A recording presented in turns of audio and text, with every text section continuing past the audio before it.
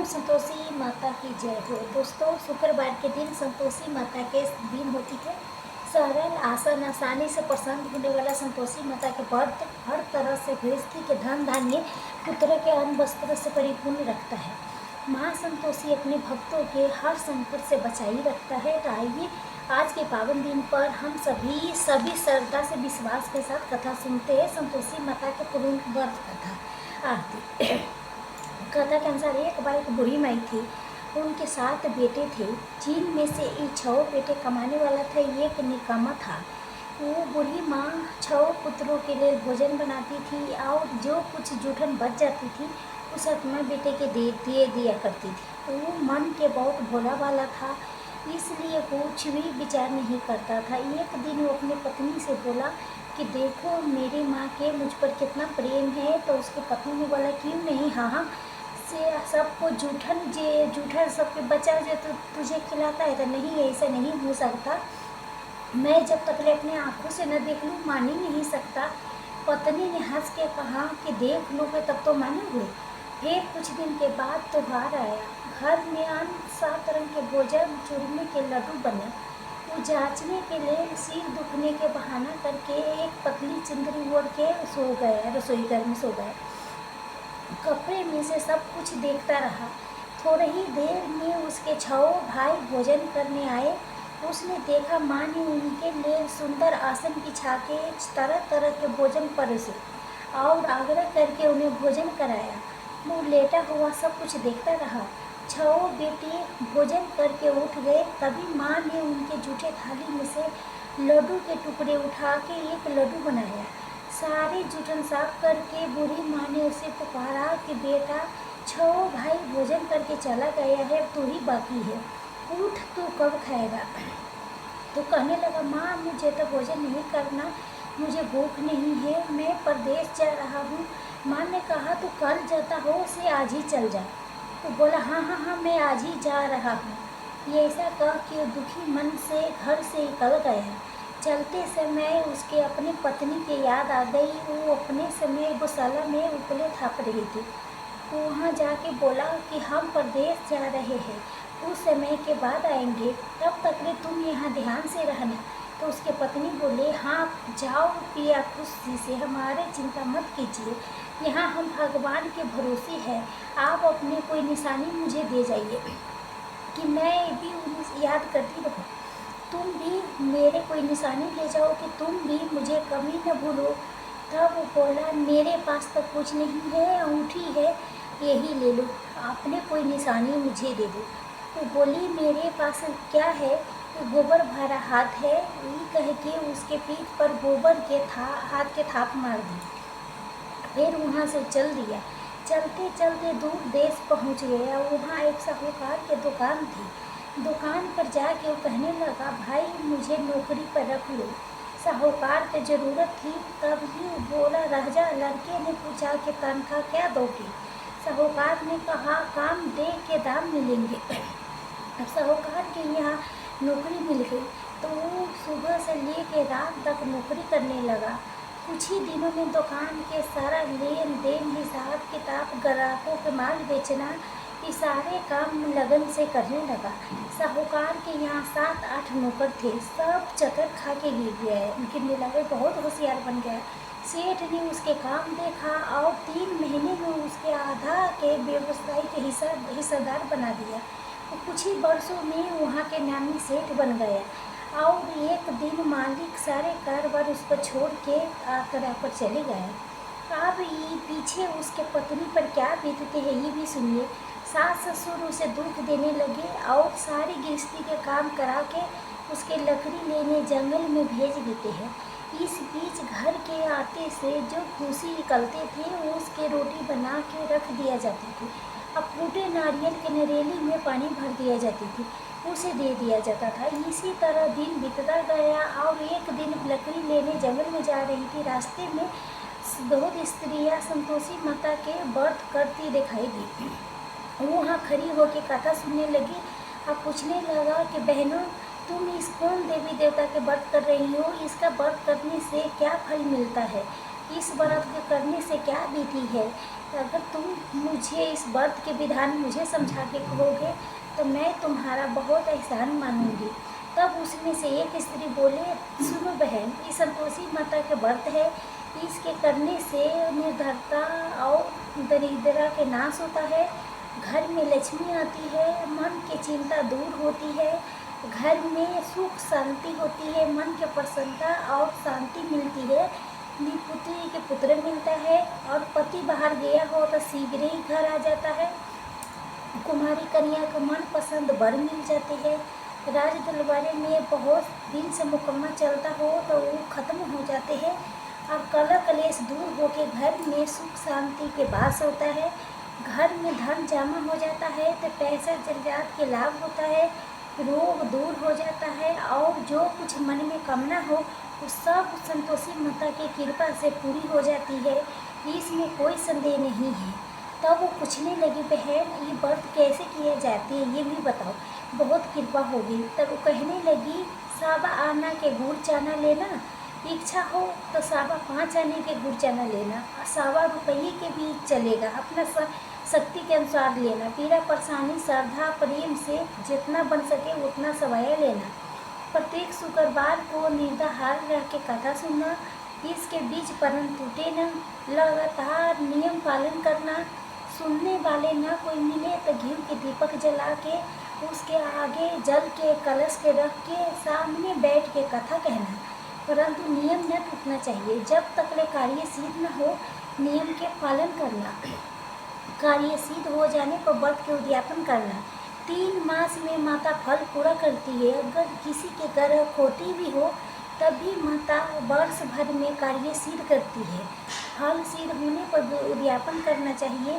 बीच में नहीं करना चाहिए। उद्यापन में 2.5 सेर आटा के खाजा और इसी मास से खीर तथा चने के दाल साग बनाना, 8 लड़के के भोजन कराना, जहाँ बोले जेठ देवर भाई बंधुओं के परिवार के हो, न मिले तो रिश्तेदार को भी पास आस पड़ोस के बच्चे के भी बुला लेना, उन्हें भोजन करा के यथाशक्ति फल दक्षिणा आदि देके माता के नियम पूरा करना। उस दिन घर में न खटाई खाना नहीं दान करना। ये सुन के बुढ़िया के लड़की की पत्नी चल पड़ी, रास्ते में लकड़ी के बोझ के बेच दिया और पैसे से गुड़ चना लेके संतोषी माता के व्रत की तैयारी करके आगे चली। जब सामने मंदिर देख के पूछने लगा, सही है मंदिर किसका है? सब कहने लगी, से संतोषी माता के मंदिर है।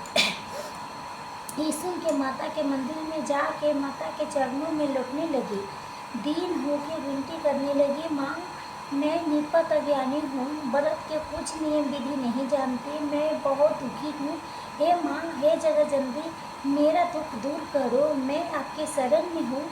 उसके इस विनती के सुन के संतोषी माता के उस पर दया आ गई। एक शुक्रवार बीता कि दूसरे शुक्रवार के उसके पति के पत्र आया, तीसरे शुक्रवार को उसका भेजा हुआ कुछ पैसे आ पहुँचा। जब ये देख के जेठ जेठानी मुँह सुकड़ने लगी, इतने दिनों में इतना पैसा आया, इसमें क्या बढ़ाई? लड़के ताना देने लगी, अब तो काकी के पास पत्र आने लगे, रुपये आने लगे, अब काकी के खतरदारी बढ़ेगी, अब तो काकी बोलने से भी नहीं बोलेगी। बेचारी सीधी सादी थी, कहती थी कि भैया कागज आवे रुपये आवे हम सभी के लिए अच्छा है। ये सब कह के आँखों में आंसू भर के संतोषी माँ के मंदिर में आके माँ के चरणों में गिर के रोने लगी। माँ मैंने आपसे पैसा कम मांगा था, माँ मुझे पैसे से क्या काम है, मुझे तो अपने पति से काम है माँ, मैं तो अपने पति के दर्शन मांगती हूँ। ऐसे वो कहा। ऐसे वचन सुनने पर माता कहने लगा, वो तो इसके सपने में भी याद नहीं कर रहा है, उनके पति मुझे ही कुछ करना पड़ेगा।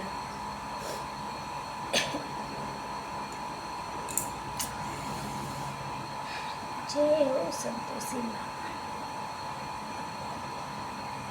जय जय जय जय जय। तब माता ने प्रसन्न होकर कहा, जा बेटी तेरा पति जल्दी आएगा। ये सुन के खुशी से बावली होके घर में जाके काम धंधा करने लगी। अब संतोषी माता विचार करने लगी कि इस बोली पुत्री को तो मैंने कहते दिया कि तेरा पति आएगा, लेकिन आएगा कैसे? वो तो इसके सपनों में भी याद नहीं करता है। अब मुझे याद दिलाने के लिए मुझे ही जाना पड़ेगा। इस तरह माता जी उसके बूढ़ी माई के बेटे के पास जाके उसके सपने में प्रकट होकर कहने लगा, साहूकार के बेटे सो रहा है कि जाग रहा है? उन्हें कहने लगा, माँ सोता भी नहीं जागता भी नहीं, कहो क्या आ गया है? संतोषी माता कहने लगी कि माँ तेरे घर पर कुछ है कि नहीं है? वो बोला, मेरे पास सब कुछ है माँ, बाप है, पत्नी है, क्या कमी है? तब माता बोली कि बोले, पुत्र तेरे पत्नी बहुत कष्ट में उठा रही है, तेरे माँ बाप उसे बहुत दुख दे रहा है और तेरे लिए तरस रही है, जाके उसके सुधी ले। तो बोला, हाँ माता जी ये तो मुझे मालूम है, परंतु जाओ से जाओ कैसे? परदेश के बात है, लेन देन के कोई हिसाब नहीं है, कोई जाने के रास्ता नहीं आता, कैसे मैं चली जाऊँ? माँ कहने लगी कि मेरी बात मान, तू सवेरे नहा धो के संतोषी माता के नाम ले और घी के दीपक जला के दंत बंद कर दुकान पर जा के बैठ जा। देखते ही तेरा सारा लेन देन चुक जाएगी, जामा माल बिक जाएगी, सांझ होते ही तेरे धन का भारी ढेर लग जाएगी। अब सवेरे जल्दी उठ के भाई बंधु से अपने सपने के बात बताने लगा। सब ने उसके बात को अनसुना करके उसके खिली उड़ाने लगी। कभी सपने भी सच होता है भला क्या? एक व्यक्ति बोला कि देख भाई मेरे बात मान, इस प्रकार झूठ सांस करने के बदले देवी ने जैसे कहा है वैसे तू करने में तेरा क्या जाता है? तुम उस बूढ़े व्यक्ति के बात मान के उन्हें हाथ धो के संतोषी माता के दंत वस्त्र घी के दीपक जला के दुकान पर जा बैठा। देव रही थोड़े ही देर में उसने क्या देखा, देने वाले रुपया लेने वाला हिसाब लेने लगा, कोठे में भारा सामान के खरीदारी नगद दाम दे दे के सौदा करने लगा। अब शाम तक ले धन के भारी ढेर लग गया। मन में माता के नाम लेके चमत्कार देख के प्रसन्न होके घर जाने के लिए गहना कपड़ा सामान खरीदने लगा। यहाँ तक कि सारे काम से निकल होके तुरंत घर को रवाना हुआ। उधर उसके पत्नी बेचारी जंगल में लकड़ी लेने गई थी। लौटते समय माता जी के मंदिर में रुक के विश्राम करने लगी। उसके रोज के रुकने के स्थान जो था वहाँ पर धूल उड़ती देख के माता से पूछा कि माता ये धूल कैसे उड़ रही है? तो माता कहने लगी, है भोली पुत्री तेरा पति आ रहा है, तू अब ऐसा कर लकड़ी के 3 बोझ बना ले, एक गट्ठर के नदी के किनारे रख, दूसरा गट्ठर मेरे मंदिर पर और तीसरा गट्ठर अपने सिर पर रख। तेरे पति को लकड़ी के गट्ठर दे के मुँह पैदा होगा, वो वहाँ रुकेगा, नाश्ता पानी खा के माँ से मिलने जाएगा, तब तुम लकड़ी के गट्ठर ले उठा के जाना और चौक में गट्ठर डाल के जोर से आवाज़ लगाना, लो सासू जी लकड़ी के गट्ठर लो, भूसे की रोटी दो, नारियल के खोपरे में पानी दो। आज मेहमान कौन आया है? बहुत अच्छा माता जी। ऐसे संतोषी माँ के कह के वो अपने प्रसन्न मन से लकड़ी के 3 गट्ठर ले लिया और एक नदी के किनारे रख दिया, एक माता जी के मंदिर पर रख दिया। इतने में मुसाफिर आ पहुँचा। सूखी लकड़ी देख के उसके इच्छा उत्पन्न हुई, हम यहाँ पर विश्राम करेंगे, अब भोजन बना के खा पी के गाँव जाएंगे। इसी तरह रुक के भोजन बना के विश्राम करके गाँव को रख गया। सबसे बहुत अच्छा प्रेम से मिला। उसी से मैं सीट पर लकड़ी के गट्ठर लिए उसके उतावली सी पत्नी आ गई। लकड़ी के भारी बोझ लेके आंगन में रख के जोर से 3 आवाज़ लगाई, लो सासू जी लकड़ी के गट्ठर लो, भूसी की रोटी दो, नारी आज मेहमान कौन सा आया है? ये सुन के उसके सास ने बाहर निकल के अपने दिए हुए कष्टों के भुलाने के लिए कहने लगी, बहू ऐसा क्यों कहती हो? तेरा पति तो आया है, आ बैठ, मीठा भात खा, भोजन कर, कपड़े गहने पहन। उसके बाद सुन के उसका पति बाहर आया। उसके अंगुरी में अंगूठी देख के उसके व्याकुल हो गया, क्योंकि उसके कमज़ोर हालत के देख के उसके पहचान नहीं पाया था। माँ से पूछने लगा, माँ ये कौन है? माँ ने कहा, बेटा ये तेरी पत्नी है, आज पूरे 12 बरस हो गया है, जब से तू किया है तब से ये गांव में जानवर की तरह भटकती फिरती रहती है, घर के कोई काम काज कुछ नहीं करती, 4 पहर आके खा लेती है। अब तुझे देख के भूसी की रोटी नारियल के ठोपरे में पानी मांग रही है। तब लजित दुखी होके बोला, माँ ठीक है, मैं इसे भी देखा और तुम्हें भी देखा, अब दूसरे घर की चाबी दो, मैं उसी में रहूँगा। माँ बोली, ठीक है बेटा, जैसे तेरी मर्जी, जैसे कर। ऐसा कह के चाबी के गुच्छा उसने पटक दिया। चाबी के गुच्छे लेके दूसरे मकान के तीसरी मंजिल पर कमरा खोल के सारा सामान जमाया। एक दिन में राजा के महल जैसे ठाट बाट बना दिया। अब क्या था, पत्नी सुख भोगने लगी। इतने में अगले शुक्रवार आया। उसने अपने पति से कहा, मुझे संतोषी माता के उद्यापन व्रत के करना है। उसके पति बोला, हाँ अच्छा, खुशी खुशी कर लो। अब उद्यापन की तैयारी करने लगा। अब जेठानी के लड़कों के भोजन के लिए कहने गई। उन्होंने मंजूर तो कर लिया, लेकिन पीछे से जेठानी ने अपने बच्चों के सिखा दिया कि बोली, देखो भोजन के समय सभी लोग खटाई मांगना, जिससे उसका उद्यापन पूरा न हो। लड़के जे आए, खीर हो सब कुछ पेट भर के खाया, परंतु बाद में खाते कहने लगा, काकी के मुझे खटाई दो, खीर खाना मुझे नहीं भाता, देख के मन रुचि होता है। अब ये कहने लगी, भाई खटाई किसी को नहीं मिलेगा, खा, ये तो संतोषी माता के प्रसाद है। लड़के उस गुस्से से उठ खड़े हो गए, बोले, लाओ कुछ पैसे दो। भोली बहू कुछ नहीं जानती थी, उसने पैसे दे दिया। लड़के उसी समय हट करके इमली खटाई लेके खाने लगा। ये देख के संतोषी माता ने बहू पर खूब बहुत कोप किया। संतोषी माँ के कोप के कारण राजा के दूत आए और उसके पति के पकड़ के ले गया। जेठ जेठानी मन को वचन कहने लगी, लूट लूट के धन इकट्ठा करके लाया था, अब सब मालूम पड़ जाएगा जब जेल के मार खाएगा। पत्नी से ये वचन सही नहीं हुआ। रोती हुए बैर से माता जी के मंदिर में गई, हाथ जोड़ के फिर कहने लगी, हे संतोषी माँ, आपने क्या किया कि हंसा के अपने की भक्तों के रुलाने लगी। माँ बोली, देख बेटी, मैंने तो उद्यापन करके मेरा व्रत भंग किया है, इतनी जल्दी सारी बात तो भुला दी। मैं कहने लगी, माता मैं भूली तो कुछ भी नहीं हूँ, ना कुछ अपराध किया हूँ, मैं तो भूल से लड़कों के पैसे दे दिए थे, उन्हीं ने ले जाके खटाई खा ली, मुझे क्षमा करो माँ, मैं फिर आपके उद्यापन करूँगी। माँ बोली, आप भूल मत करना बेटी। वो बोली, आप भूल नहीं होगा माँ, ये बताइए तो कैसे आएंगे। माँ बोली, जा पुत्री, तेरा पति तुझे रास्ते में आता ही मिलेगा। निकल के रास्ते में उसके पति उसके आता हुआ मिला। उसने पूछने लगा, तुम कहाँ चले गए थे। वो पति बोला कि इतना धन जो कमाया था उसका कर्ज राजा ने मांगा था, वही देने गया था। तब वो प्रसन्न होकर बोली, भला हुआ, अब घर को चले। अब दोनों घर गए। घर कुछ दिन के बाद फिर शुक्रवार आया तो बोली से मुझे माता के उद्यापन करना है। उसके पति ने कहा, कर लो। बहुत फिर से जेठ के लड़कों के भोजन के लिए कहने गए। जेठानी ने एक दो बात सुनाई और सभी लड़कों के सिखाने लगा कि तुम सब लोग पहले के तरह खटाई मांगना। अब लड़की भोजन से पहले कहने लगी, हमें खीर नहीं खाना, मुझे जीव बिगड़ता है, मुझे कुछ खटाई खाने के दो। तो बोली, खान की खटाई किसी की नहीं मिलेगी, आना हो तो आओ, नहीं आना है तो नहीं आए। तो नहीं आना तो ब्राह्मण के लड़कों को बुला के भोजन कराने लगी। यथाशक्ति दक्षिणा के जगह एक एक रूप से ऋतु फल दे दिया, जिससे संतोषी माता प्रसन्न हो गई। माता की कृपा होते ही 9वें मास में उसका सुंदर चंद्रमा समान पुत्र प्राप्त हुआ। पुत्रों को पा के प्रत्येक दिन माता जी के मंदिर के जाने लगी। माँ ने सोचा, रोज मेरे पास आती है, आज मैं क्यों नहीं इसके घर में चलूँ, जाके इसका आसरा तो देखूँ। के विचार करके माता ने भयानक रूप बना के घूर चाना से साना मुख ले के ऊपर सूंद के समान होठ लेके जिस पर संख्या मक्खी भिनभिना रहे थे, उस पर दहली पर पैर रखते ही उसके साथ चिल्लाने लगे, अरे देखो रे देखो, कोई चुड़ैल डकनी चली आई है, अरे लड़कों इसके भगाओ, न तो किसी के खा जाएगी। अब लड़के भगाने लगा, तभी चिल्ला के खिड़की दरवाजे बंद करने लगी। बहू रोशनदारी में से देख रही थी।